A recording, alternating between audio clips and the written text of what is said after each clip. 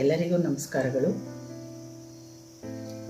ನಾವು ಇಂದು ನಮ್ಮ ದಿನನಿತ್ಯದ ಜೀವನವನ್ನು ಯಾವ ರೀತಿ ನಿರ್ವಹಿಸಬೇಕು ಎಂದು ತಿಳಿಯೋಣ.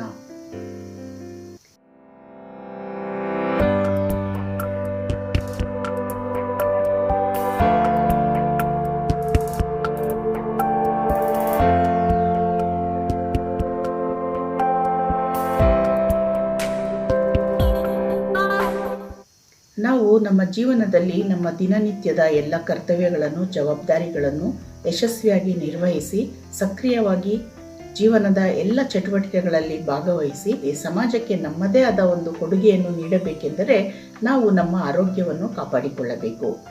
ಹಾಗಾದರೆ ಆರೋಗ್ಯ ಎಂದರೇನು? ವರ್ಲ್ಡ್ ಹೆಲ್ತ್ ಆರ್ಗನೈಸೇಷನ್ ಅಂದರೆ ವಿಶ್ವ ಆರೋಗ್ಯ ಸಂಸ್ಥೆ ಆರೋಗ್ಯದ ಬಗ್ಗೆ ಈ ರೀತಿ ವ್ಯಾಖ್ಯಾನಿಸಿದೆ. Health is a state of complete physical, mental and social well-being and not merely the absence of disease or infirmity. ಅಂದರೆ ಆರೋಗ್ಯ ಎಂದರೆ ಕೇವಲ ರೋಗವಿಲ್ಲದಿರುವುದು ಅಥವಾ ಒಂದು ರೀತಿಯ ಬಲಹೀನತೆಯನ್ನು ಹೊಂದಿಲ್ಲದೆ ಇರುವುದು ಅಷ್ಟೇ ಅಲ್ಲ. ಆರೋಗ್ಯ ಎಂದರೆ ಒಂದು ಪೂರ್ಣವಾದ ದೈಹಿಕ, ಮಾನಸಿಕ ಮತ್ತು ಸಾಮಾಜಿಕ ಸ್ವಾಸ್ಥ್ಯವನ್ನು ಹೊಂದಿರತಕ್ಕಂಥ ಒಂದು ಸ್ಥಿತಿ. ಇದಕ್ಕೆ ಆರೋಗ್ಯ ಎಂದು ವಿಶ್ವ ಆರೋಗ್ಯ ಸಂಸ್ಥೆ ವ್ಯಾಖ್ಯಾನಿಸಿದೆ. ಹಾಗಾಗಿ ನಾವು ದೈಹಿಕವಾಗಿ, ಮಾನಸಿಕವಾಗಿ ಮತ್ತು ಸಾಮಾಜಿಕವಾಗಿ ಎಲ್ಲ ರೀತಿಯಲ್ಲೂ ಸದೃಢವಾದ ಆರೋಗ್ಯವನ್ನು ಸಮರ್ಪಕವಾದ ರೀತಿಯಲ್ಲಿ ಹೊಂದಿರಬೇಕಾಗುತ್ತದೆ.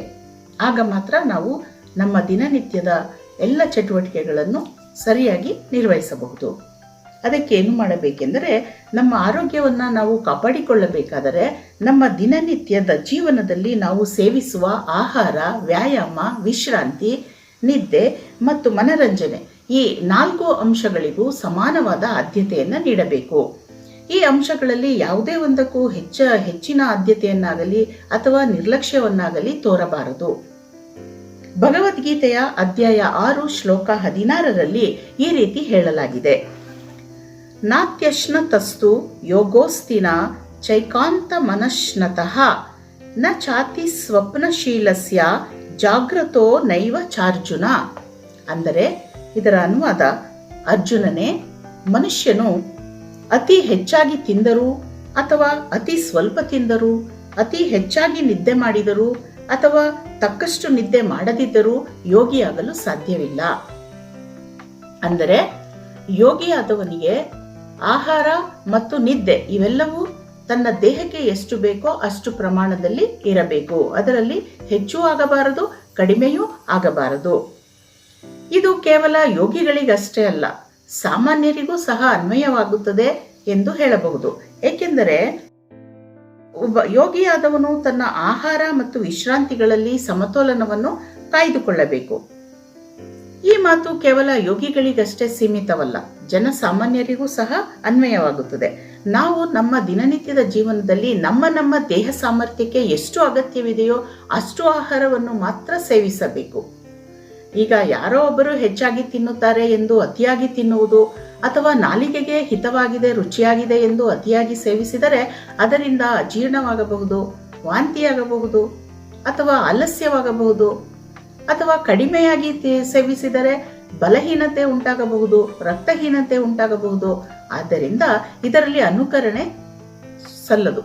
ನಾವು ಏನೇ ಆಗಲಿ ನಮ್ಮ ದೇಹ ಪ್ರಕೃತಿಗೆ ಎಷ್ಟು ಬೇಕೋ ಅಷ್ಟನ್ನು ಮಾತ್ರ ಆಹಾರವನ್ನು ಸೇವಿಸಬೇಕು. ಇದು ಇತರ ವಿಷಯಗಳಾದ ವ್ಯಾಯಾಮ, ನಿದ್ದೆ, ಮನರಂಜನೆ, ಇತರ ದಿನನಿತ್ಯದ ಕೆಲಸ ಕಾರ್ಯಗಳಿಗೂ ಸಹ ಅನ್ವಯವಾಗುತ್ತದೆ. ಆದ್ದರಿಂದ ನಾವು ಪ್ರತಿಯೊಂದು ವಿಷಯವಾದ ಆಹಾರ ಇರಬಹುದು, ವ್ಯಾಯಾಮ ಇರಬಹುದು, ನಿದ್ದೆ ಇರಬಹುದು ಅಥವಾ ವಿಶ್ರಾಂತಿ ಇರಬಹುದು ಅಥವಾ ಎಲ್ಲ ಕೆಲಸ ಕಾರ್ಯಗಳು ಇರಬಹುದು. ಇದರಲ್ಲಿ ಯಾರೋ ಒಬ್ಬರು ಹೆಚ್ಚು ಕೆಲಸ ಮಾಡುತ್ತಾರೆ ಎಂದು, ಯಾರೋ ಒಬ್ಬರು ಏನು ಮಾಡುವುದಿಲ್ಲವೆಂದು ನಿಷ್ಕ್ರಿಯವಾಗಿರುವುದು ಎರಡೂ ಸಲ್ಲದು. ಇದರಿಂದ ಸೋಮಾರಿಗಳಾಗಬಹುದು. ಆದ್ದರಿಂದ ನಾವು ಈ ಎಲ್ಲ ಅಂಶಗಳಿಗೂ ಅಂದರೆ 4 ಅಂಶ: ಆಹಾರ, ನಿದ್ದೆ, ವಿಶ್ರಾಂತಿ, ಮನರಂಜನೆ ಈ 4 ಅಂಶಗಳಿಗೂ ಸಮಾನವಾದ ಆದ್ಯತೆಯನ್ನು ಕೊಟ್ಟು ಒಂದು ಸಮತೋಲನವನ್ನು ಕಾಯ್ದುಕೊಳ್ಳಬೇಕು. ಆಗ ಮಾತ್ರ ನಾವು ಚಟುವಟಿಕೆಯಿಂದ ಇದ್ದು ನಮ್ಮ ಎಲ್ಲ ಕರ್ತವ್ಯಗಳನ್ನು, ಜವಾಬ್ದಾರಿಗಳನ್ನು ನಿರ್ವಂಚನೆಯಿಂದ ಸಮರ್ಪಕವಾಗಿ ನಿರ್ವಹಿಸಲು ಸಾಧ್ಯವಾಗುತ್ತದೆ. ಹಾಗಾಗಿ ನಾವು ನಮ್ಮ ಜೀವನದಲ್ಲಿ ಆಹಾರ, ನಿದ್ದೆ, ವ್ಯಾಯಾಮ, ಮನರಂಜನೆ ಇತ್ಯಾದಿ ವಿಚಾರಗಳನ್ನು ಒಂದು ಸಮತೋಲನದಂತೆ ಅಳವಡಿಸಿಕೊಂಡು ಜೀವನವನ್ನು ಯಶಸ್ವಿಯಾಗಿ ನಿರ್ವಹಿಸಬೇಕು. ಆಗ ನಮ್ಮ ಬದುಕು ಬಂಗಾರವಾಗುತ್ತದೆ. ಎಲ್ಲರಿಗೂ ಧನ್ಯವಾದಗಳು.